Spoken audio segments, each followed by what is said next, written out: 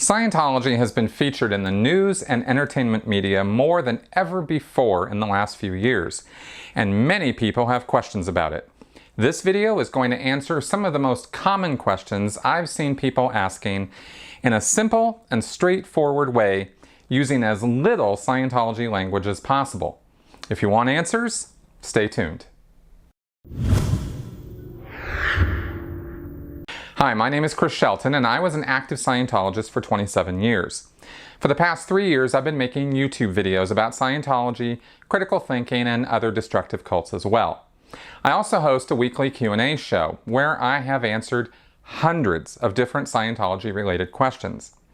Over the past few years, Scientology has been a point of intense interest for a growing number of people who have come to learn about it from the HBO documentary Going Clear, Scientology and the Prison of Belief, and more recently from Leah Remini's A&E series, Scientology and the Aftermath. In social media forums, on Twitter, Reddit, and on Facebook, I continually see people asking fairly simple questions about Scientology, and I understand why they don't find the answers using Google.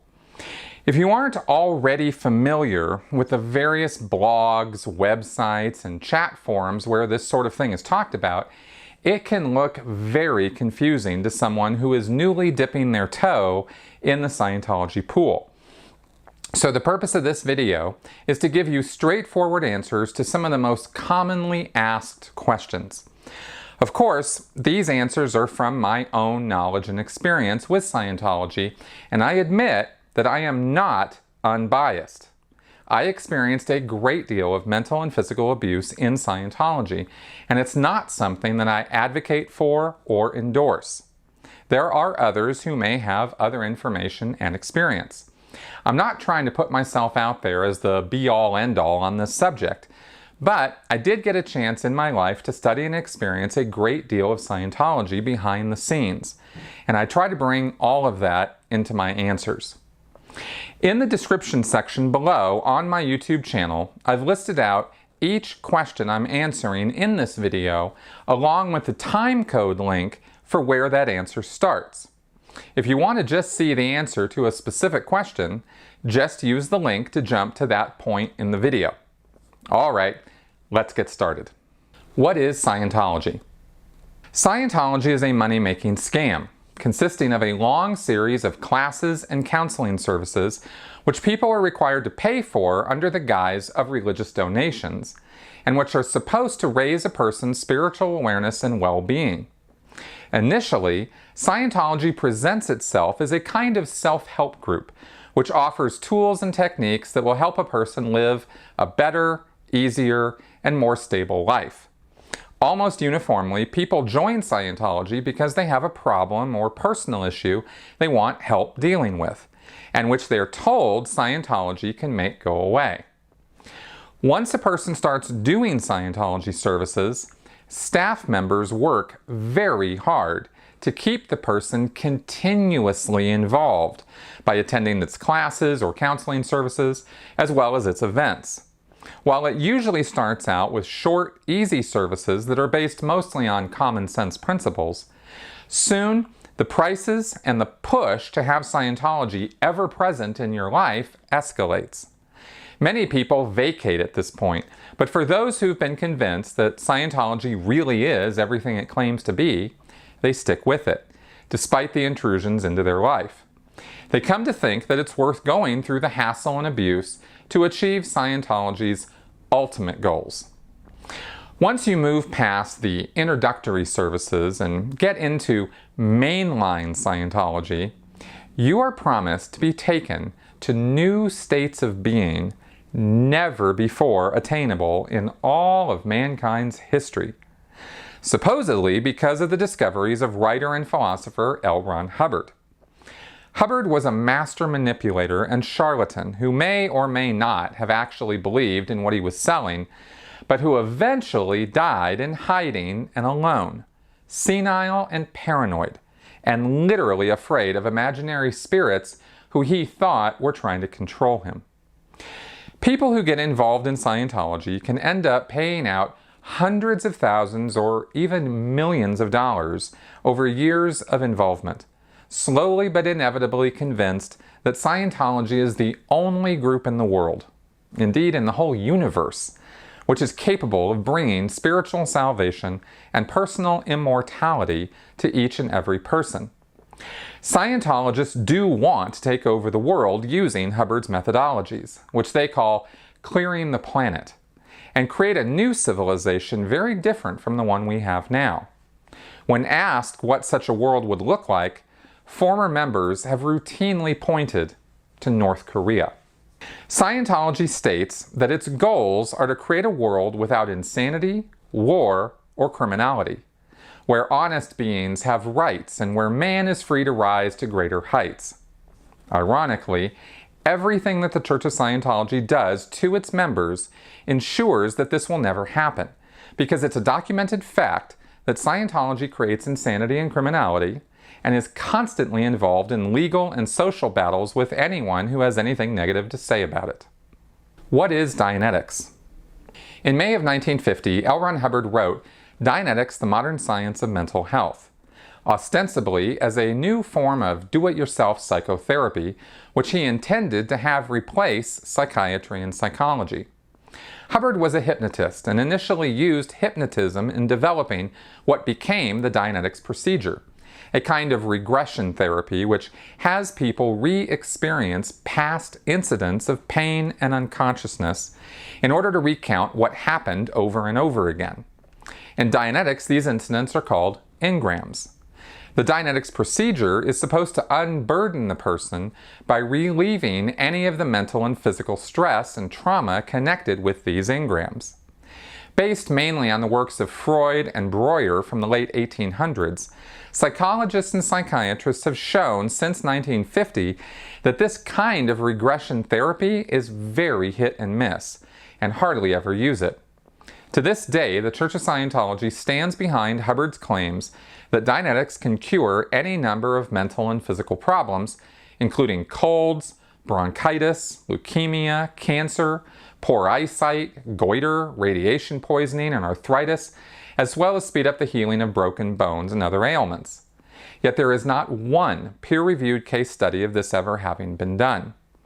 Hubbard's claims are wholly without any scientific merit, and Dianetics has properly been labeled a pseudoscience by every reputable doctor, psychologist, and psychiatrist who are not themselves already Scientologists. How is it that this abusive group has tax exemption? The first thing to make clear is that when the IRS grants tax exemption to a religious organization, they do not first do a thorough and searching investigation of that group, nor is the IRS ever deciding on the validity of the religion in question. Based on a very loose set of guidelines listed in the IRS Tax Code, Section 501c3, if any group applies for nonprofit religious status and meets those criteria, the IRS grants them tax exemption. The Church of Scientology was first incorporated in 1954 and gained 501c3 tax exemption by the IRS soon after. Through the rest of the 1950s and 60s, Hubbard built up numerous churches of Scientology around the world and acted as the central headquarters manager and senior executive officer of the entire structure. Hubbard was personally profiting to the tune of hundreds of thousands of dollars a year. In today's terms, that would be millions. The church was paying Hubbard a salary and all his family's living expenses on top of that. Plus, Hubbard would regularly just take money from individual church bank accounts and call them loans. By 1967, the IRS had caught on and done a full investigation, resulting in the church's tax exemption being revoked and Scientology labeled a commercial activity. For 26 years, the Church of Scientology fought in the court system, never paying a dime in taxes. By filing thousands of individual lawsuits against the IRS by individual Scientology parishioners, as well as waging an effective counter-PR campaign against the IRS in the late 1980s, the Church of Scientology managed to do what very few others have ever done in history. They wore down the IRS's administrators and legal budget. In 1991, David Miscavige met with the IRS commissioner and got him to agree to review the church's tax-exempt status in exchange for the church dropping all its lawsuits and not smearing the IRS in the media anymore. 2 years later, they'd hammered out a confidential agreement and the church regained its tax exemption. The agreement saved the church tens of millions of dollars in back taxes. As shown by John Oliver in late 2015 when he gained tax exemption for a church he started on his HBO television show, it was named Our Lady of Perpetual Exemption, it is ridiculously easy to gain tax exemption. The IRS is a vast bureaucracy that was restructured in 1998, and due to a congressional oversight, they eliminated 4 regional directors whose job was to oversee and investigate tax-exempt organizations for fraud or tax abuse. So this function has not been filled for years. This has worked in favor of all churches out there, so there's not been any real pressure brought to bear on the IRS or Congress to fix this issue. This leaves only 2 people who actually have the power to investigate and revoke tax exemption for religious groups: the Secretary of the Treasury and the IRS Commissioner. It's not impossible to get these people to act, but it takes a great deal of pressure on them and evidence of overt criminal activity for a religious group to come to their attention and for them to invest the time and resources to investigate and deal with that group. This is why the IRS is slow to act and why it's so hard to get Scientology's tax exemption revoked. Why are people so stupid as to get involved with a destructive cult? Honestly, too many people make comments or ask questions like this, which only serve to degrade and demean Scientologists and former Scientologists. One thing that I'd like anyone watching this to know is that people who join the Church of Scientology, or any destructive cult for that matter, are not subhuman morons who have no common sense or education. Sure, there are assholes in Scientology, but there are assholes in every group. What people who ask this question don't realize is that there are thousands of destructive cults out there, and the ones that survive for longer than a few years become very good at presenting a good public face while getting away with some really nasty stuff behind closed doors. No one knowingly joins a cult. They join a group that they think is going to help them or be of some benefit to themselves, their family, and to everyone in general. It takes years, literally years of involvement before any of the really weird Scientology stuff like Xenu shows up. Only about 5% of Scientologists ever learn about Xenu, and it takes not just years of counseling work, but hundreds of thousands of dollars to get there. So when you judge Scientologists by the stuff you learn on the internet, what you need to know is that you're learning things about Scientology that most Scientologists don't even know. It's probably best to not be so judgy and show a little more compassion. Why do Scientologists sign a billion-year contract? There are 3 levels of involvement in Scientology. The lowest level of commitment is regular people who lead regular lives but pay for classes and counseling. These are called Scientology Public. The next level are people who decide to work for city-level churches, like the ones here in Denver, or in New York, or London, or Perth. Staff at these organizations sign short-term contracts lasting 2.5 or 5 years. The church isn't obligated to pay them anything. They are strictly religious volunteers who get free services in exchange for their work. Then there is the C organization, the hardcore full-time group of Scientologists who do nothing but live, eat, and breathe Scientology all day, every day. When a Scientologist is recruited to join the Sea Org, they sign a piece of paper that is not a legally binding contract, but is more of a symbolic commitment to work for the Church of Scientology for the next billion years. No one has ever been sued or taken to task legally for breaking the Sea Org contract because obviously no one could oversee or enforce such a thing. Why doesn't the government or FBI or police do something? They have. The police, the FBI, and other government agencies have extensively investigated Dianetics and Scientology, going all the way back to the 1950s. For example, this was how the IRS took away their tax exemption in 1967. The FBI also raided the Church of Scientology in 1977, after evidence came to light that the church had engaged in the most invasive infiltration of the U.S. government to have ever been carried out in our country's history. 11 people went to jail as a result of that investigation, including Hubbard's wife. More recently, ex-Scientologists have come forward and reported what they know to government and police agencies. Prosecution of many of the crimes carried out by individual Scientologists has been hampered by statutes of limitations that have run out, Scientology's purchased influence of police and government officials, and a nearly infinite legal budget, which allows the church to drag out or delay legal proceedings for years, wearing down the resources and budgets of anyone who goes after them. This isn't right or good or just, but that's not really what our legal system is all about. It's about rules and laws and procedure. The church hires the very best lawyers and investigators who can game the system for as long as necessary to keep them out of trouble.